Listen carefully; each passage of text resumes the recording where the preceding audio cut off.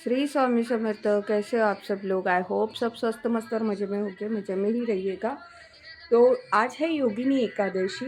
तो आइए यहाँ मैं एक कथा सुनाती हूँ योगिनी एकादशी की। जो भी शब्द है, भाव है, वो पुस्तक है। अगर भूल चूक होती है तो क्षमा करिए। अगर मेरे से कोई पढ़ने में भूल होती है तो क्षमा करिए।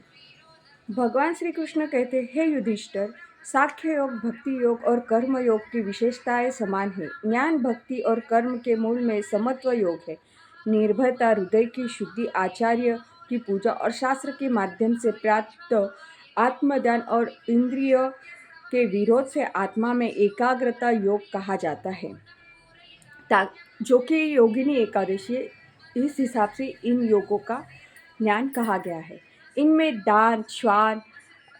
दान, श्वास, इंद्रिया निग्रह, यज्ञ, भक्ति, तपस्या, सादगी और पवित्र आदि शामिल भी है।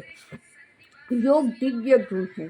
यह जीवन को प्रकाशित करता है, जीवन को महान बनाता है। योग बनाता है कि भक्ति क्यों करनी चाहिए। योग उपवास आदि से जीवन जीने का साहस मिलाता है। योग व्रत, तप, ध्यान, धारणा, समाधि आदि दिव्य तत्व है। उपवास के बिना विचार विकृत हो जाते हैं। भोग को देखने की मंगल दृष्टि योग से प्राप्त होती है। वह संसार को त्याग की वस्तु के रूप में नहीं, बल्कि भक्ति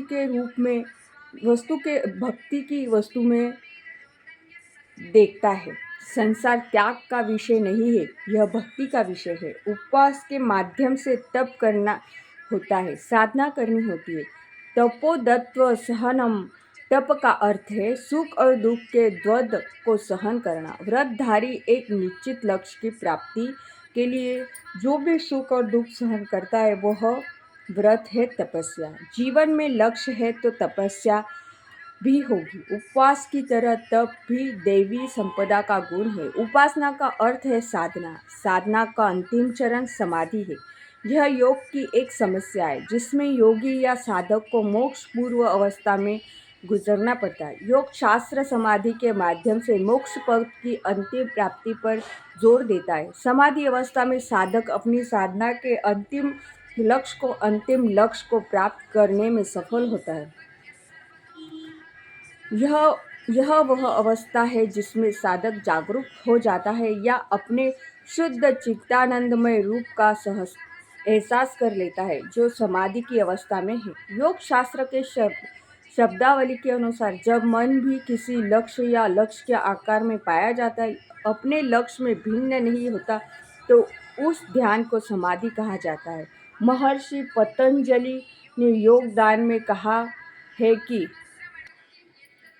जब ध्यान में केवल लक्ष्य का दृढ़ विश्वास का एहसास होता है और मन का अपना स्वरूप शून्य हो जाता है, तो वह ध्यान की समाधि बन जाता है। एकादशी व्रत के दौरान पूजा करने से उपवासक या व्रतधारी का आध्यात्मिक उत्थान और मुक्ति होती है। उपासना से साधक की सांसारिक उन्नति भी होती है।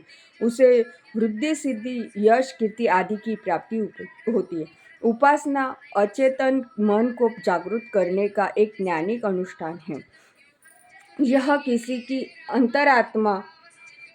अंतरात्मा को ईश्वर से जोड़ने का एक महत्वपूर्ण उपकरण है। आस्था, भक्ति, ध्यान और योग मुक्ति के 4 साधन हैं। इनमें से भक्ति सर्वश्रेष्ठ है। स्वयं का चिंतन ही भक्ति है। अपने वास्तविक स्वरूप का चिंतन ही भक्ति है। भक्ति वह है जो किसी को अपने वास्तविक स्वरूप का एहसास कराती है। आस्था भक्ति का पूरक है। ध्यान ही प्रेरक शक्ति है। साधना या उपासना का अंतिम चरण समाधि है। श्री कृष्ण धर्मराज से कहते हैं, हे योगिनी, यह योगिनी एकादशी सभी पापों का नाश करने वाली और संसार सागर में डूबते हुए लोगों को उद्धार करने वाली है। योगिनी एकादशी की कथा इस प्रकार है। अलकापुर के राजा कुबेर भगवान शंकर के परम उपासक थे। उनका हेममाली नामक सेवक पूजा की सामग्री लाया करता था। इस सेवक की पत्नी विशालाक्षी अत्यंत सुंदर थी। वह दिन भर उस पर मोहित रहता था। एक दिन वह कुबेर के महल में पूजा के लिए फूल और फल आदि नहीं पहुंचा सका। कुबेर ने शिव की पूजा करने के लिए देर तक प्रतीक्षा की। कहा जाता है कि कुबेर ने क्रोध में आकर उन्हें श्राप दिया था, तुम्हारा शरीर कोढ़ग्रस्त हो जाएगा और तुम अपनी पत्नी से वंचित हो जाओगे, तुम मृत्युलोक में गिरोगे। हेममाली ने मार्कंडेय मुनि को प्रणाम किया और श्राप हटाने की प्रार्थना की। मुनिवर्य ने आदेश दिया कि यदि तुम योगिनी एकादशी का व्रत करोगे तो तुम्हारा कुष्ठ रोग ठीक हो जाएगा तथा पत्नी वियोग का कष्ट भी दूर हो जाएगा। इस सेवक ने मार्कंडेय मुनि की आज्ञानुसार योगिनी एकादशी का विधिपूर्वक व्रत किया। व्रत के प्रभाव से उसका शरीर कंचन के समान हो गया। स्वर्ग में उसकी पत्नी के साथ उसका सुखी मिलन हुआ और वह पूर्व पति बन गया। इस अतुलनीय योगिनी की एकादशी का व्रत करने से 88,000 ब्राह्मणों को भोजन कराने का फल मिलता है। यह एकादशी पुण्यप्रद तथा कष्टनाशक मानी जाती है। महापाप प्रशन या महापुण्य फल प्रदा सूची कृष्ण एकादशी तथाकथित योगिनी का अवतार है। योग शरीर और मन का संयम सिखाता है। भगवान से मिलन के बिना सच्चा योग प्राप्त नहीं किया जा सकता।